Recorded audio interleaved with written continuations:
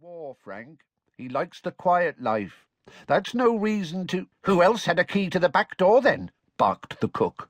"There's been a spare key hanging in the gardener's cottage far back as I can remember. Nobody forced the door last night. No broken windows. All Frank had to do was creep up to the big house while we was all sleeping." The villagers exchanged dark looks. "I always thought he had a nasty look about him, right enough," grunted a man at the bar. "War turned him funny, if you ask me," said the landlord. "Told you I wouldn't like to get on the wrong side of Frank, didn't I, Dot?" said an excited woman in the corner. "Horrible temper," said Dot, nodding fervently. "I remember when he was a kid."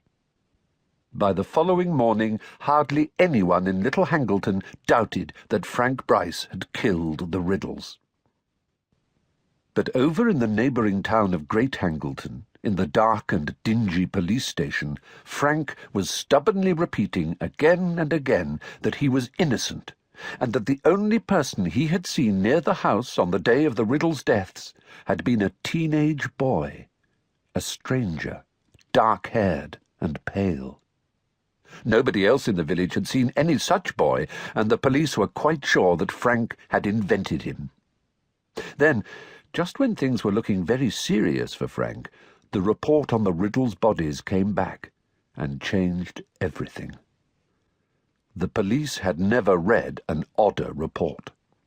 A team of doctors had examined the bodies and had concluded that none of the Riddles had been poisoned, stabbed, shot, strangled, suffocated, or, as far as they could tell, harmed at all. In fact, the report continued, in a tone of unmistakable bewilderment, the Riddles all appeared to be in perfect health, apart from the fact that they were all dead. The doctors did note, as though determined to find something wrong with the bodies, that each of the Riddles had a look of terror upon his or her face. But, as the frustrated police said, whoever heard of 3 people being frightened to death? As there was no proof that the Riddles had been murdered at all, the police were forced to let Frank go. The Riddles were buried in the Little Hangleton churchyard, and their graves remained objects of curiosity for a while. To everyone's surprise, and amidst a cloud of suspicion, Frank Bryce returned to his cottage in the grounds of the Riddle house. "As far as I'm concerned, he killed them, and I don't care what the police say," said Dot in the Hanged Man. "And if he had any decency, he'd leave here, knowing as how we knows he did it." But Frank did not leave. He stayed to tend the garden for the next family who lived in the Riddle house, and then the next, for neither family stayed long.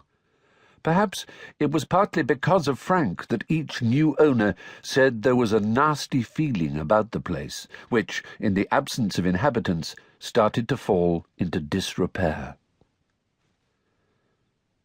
The wealthy man who owned the Riddle house these days neither lived there nor put it to any use. They said in the village that he kept it for tax reasons, though nobody was very clear what these might be. The wealthy owner continued to pay Frank to do the gardening, however. Frank was nearing his 77th birthday now, very deaf, his bad leg stiffer than ever, but could be seen pottering around the flower beds in fine weather, even though the weeds were starting to creep up on him. Weeds were not the only things Frank had to contend with either. Boys from the village made a habit of throwing stones through the windows of the Riddle house. They rode their bicycles over the lawns Frank worked so hard to keep smooth. Once or twice they broke into the old house for a dare. They knew that old Frank was devoted to the house and grounds, and it amused them to see him limping across the garden, brandishing his stick and yelling crokily at them. Frank, on his part, believed the boys tormented him because they, like their parents and grandparents, thought him a murderer. So when Frank awoke one night in August and saw something very odd up at the old house, he merely assumed that the boys had gone one step further in their attempts to punish him.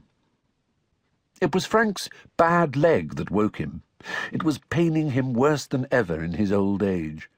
He got up and limped downstairs into the kitchen with the idea of refilling his hot water bottle.